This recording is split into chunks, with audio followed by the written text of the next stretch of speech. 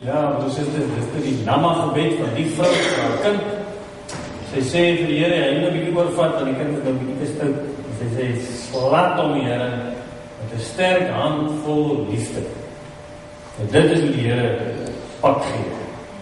Dis uit liefde. Dis tot ons voordeel. So wil ons nie altyd lekker pak hê nie. Nou broers en susters, ons het nou al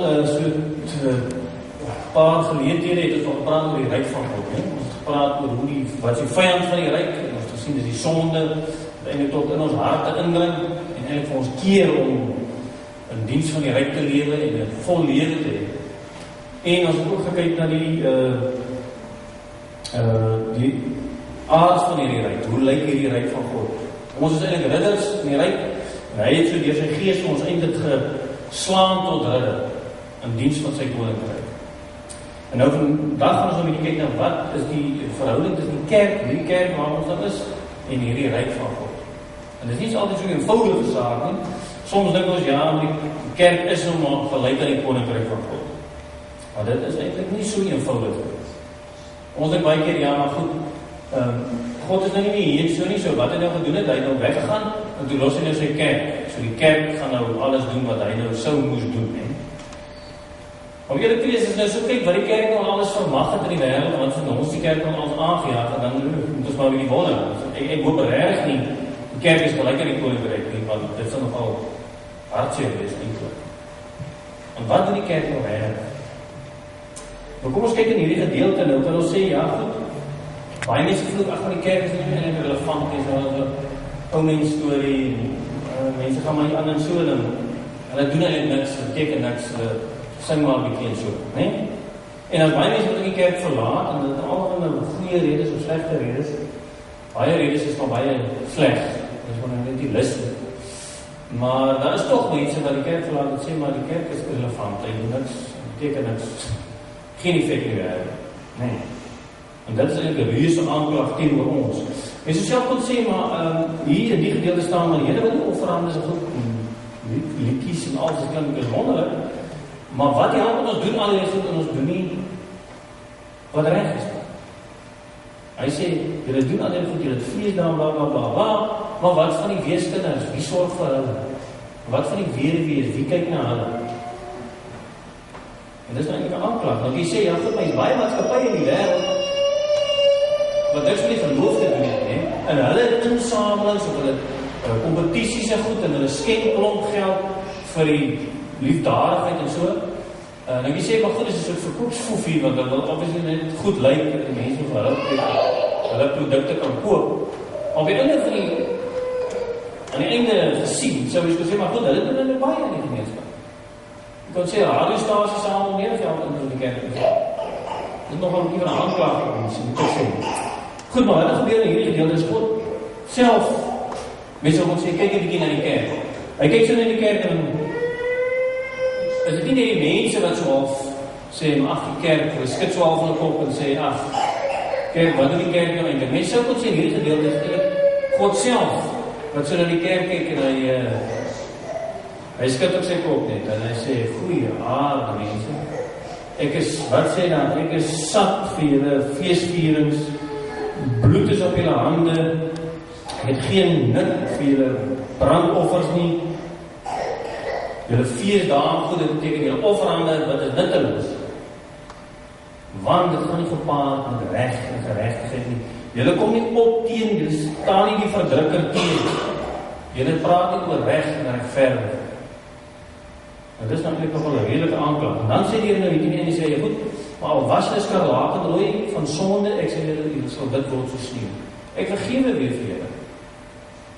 Maar dat is ook meer as dit. Hy sê, ja, goed, ek sal vir julle as julle gehoorsaam is gee om te eet.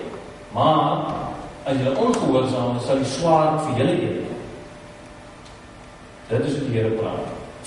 En dan sien ons nou eintlik in die Bybel sien ons ook hoe die koninkryk wat ons baie keer vir onsself oprig, ook in die kerk, op 'n manier deur God beoordeel word. En dit kan ons sien in die lewe van Saul die koning. Saul is koning oor Israel. God het eintlik gesê, hulle mag glad nie koning hê nie. Maar toe die volk gesê, ja, ons wil eintlik maar leier hê. Want hulle kon hom natuurlik baie lekker manipuleer as God self. En Saul het natuurlik 'n koning geraak, hy is die koning en nou geveg hulle teen al die vyande en so, en is 'n heilige oorlog. En hierdie heilige oorlog beteken dat God aanvaar geen afgoderry. So hy moet dit uitwis. Dis hoe heilige oorlog pas. Dan sê hy vir Saul, Saul, jy moet die Amalekiete wat nou eintlik die sonde verteenwoordig, moet jy totaal uitwis. Daar moet niemand oorbly nie, niks nie. Ook die vee nie, niks nie. En wat Saul nou doen is, hy kom nou met die Amalekiete en veg teen hulle en alles. En dan sê hy, ag man, ja, lekker beesies hierso hoor. En hy het dus op die koning en so gespaard, en baie mooi en baie genadig oor hulle en so. Maar dan het hy nou die goedjies gedoen wat ook nou basis het hy nie moet doen.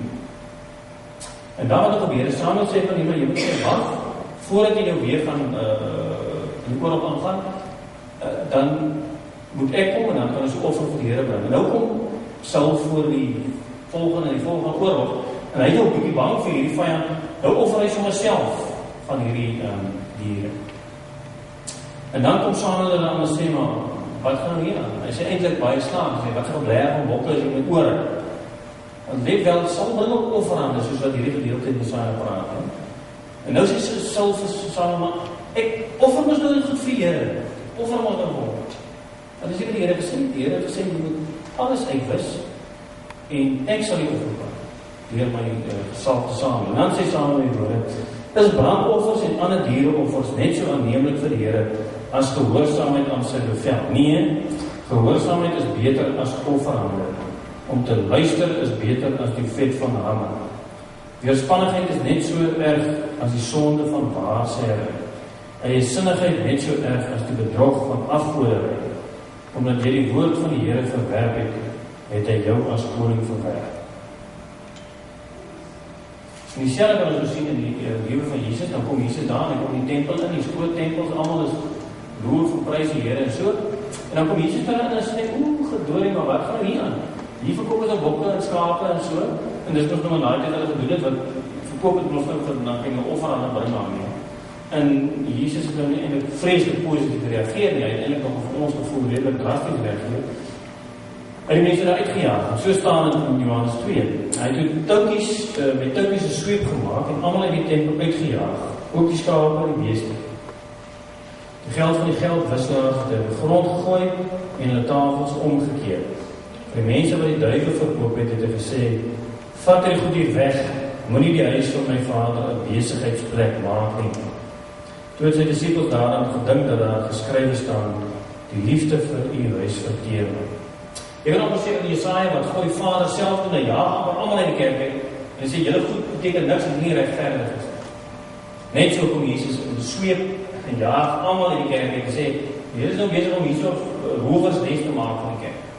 Julle is nou net uit op geld te maak, maar wat dan nou van die armes, wat dan nou van die verontregtes? Laat julle reggeskied. En dan kan ons nou dieselfde sien, mense gebruik, die kerk word gebruik vir gewin. Hulle wil iets uitmaak. Nou, die geldwisselaars, dankies en natuurlijk die verkopers wil lekker geld uitmaak, en dan is dan natuurlijk mense wat geestelike wins wil maak in die kerk. Ons wil graag in die kerk kom, baie goed voel oor onsself, so lekker afkijk op al die stoute bouters daar buiten. Dis so min of meer hoe baie mense die kerk gebruik en misbruik. En dit word nou illustreer natuurlijk die verhaal van die fariseer en die tollenaar, wat in Lukas 18 staan. Die fariseer het gaan staan en by homself so gebid, God, ek dankie, dat ek nie soos ander mense is, die diewe, bedreers, egbrekers, en ook nie soos hierdie tollenaar nie. Ek vas 2 keer in die week en ek gee 10de van my hele inkomste, maar die tollenaar het daar ver bly staan en wil self nie na die hemel opkyk nie, en bedroef op sy bors geslaan en gesê, o God, wees my sondaar genadig. Hoe is dit die doodskoot van die kerk is om soos hierdie fariseer te wees? Jy sê, ek gebruik die kerk vir geestelike wins. Ek kan in myself die skouer klop en sê, maar jy is 'n fantastische Christen. Dis misbruik maak van die kerk. En om geld te maak, net geld in saam geld in, maar wat die punt daarvan? Dit moet in diens wees van ander mense. As ons self op die skouers wil klop, dan mag God dat net bietjie kom inloop. en sy kop bietjie skud en ons bietjie met swepe kom aanhelp en sê, maar wat is nou die punt as jy? Is jy nou besig om vir my te dien? Dis nou die vraag. Eintlik moet jy sê, aan die kruis het Jesus se ryk, Jesus wat die koning van die ryk is, het mense wat eintlik sê teenoorgesteld gestaan teenoor die kerk. Want die kerk het daar gestaan en hulle het gesê, maar dit, hierdie skip, Jesus moet doodgemaak word. En dan lees ons daar van Markus 15. Die mense wat dan toe daar verbyloop met Jesus gelaster, hulle kop geskit en gesê, toe jy oor die tempel afbreek en in 3 dae weer opbou, red jouself en kom van die kruis af. En aan die einde van Markus staan, daarna het Jesus hard uitgeroep, die laaste asem uitgeblaas. Die voorhangsel in die tempel het van bo tot onder die middeldeur geskeur. Jy sou kon sê, op die kruis, niemand het weer gesê, dis eintlik die gevaar van die kerk, is dat ons vir Christus kruisig in die kerk. En dis eintlik wat gebeur het by die kruisiging. Die kerk, gelowige, die goeie gave Jode, hulle het hom gekruisig. Mense sou eintlik moet sê, Jesus het daar so, toe hy daar gekruisig is, toe was hy so Simson. Nou julle was Simson, die tempel van Dagon en almal aan bid en so in die afgode gedien. En toe Simson nou sy oë is uitgesteek en hier is ook amper so die kruis. Hy's daar, omtrent vir hulle weer. Mense sou kon sê, Jesus was so Simson en hy het die pilare van die tempel so gevat, net so Simson. En hy het so gestoot met alle mag en die hele tempel in mekaar getrek. Jesus het eintlik aan die kruis ons selfgemaakte godsdienst, ons fariseïsme, ons goed voel oor ons eie wonderlike geloof, ons meerderwaardigheid teenoor die mense daar buite, dit het hy alles kom afspreek. En die voorhangsel van die tempel het opgeskeur, en God het gesê, maar wie kom nou in? En daar kom nou baie vreemde mense, nooi hy in sy ewige koninkrykstempel. En so staan dit in Mattheus 21. Dit verseker ek julle. En hy praat met die fariseërs. Tollenaars en prostituie gaan eerder as julle in die koninkryk van God in. Johannes het gekom en julle die regte pad te wys en julle het hom nie geglo nie. Maar tollenaars en prostituie het hom geglo.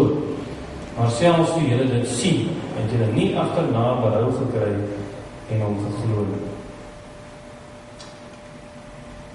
Eintlik sou mens kon sê, ons as kerk moet baie versigtig wees. Dat ons nie onsself teenoor die koninkryk van God stel. Ons moet soek na die wil van die Here om in diens van die ryk te staan. Want as ons nie mooi gaan kyk nie, dan gaan Jesus kom en ons plat vir die vrou. Want hy vra geregtigheid.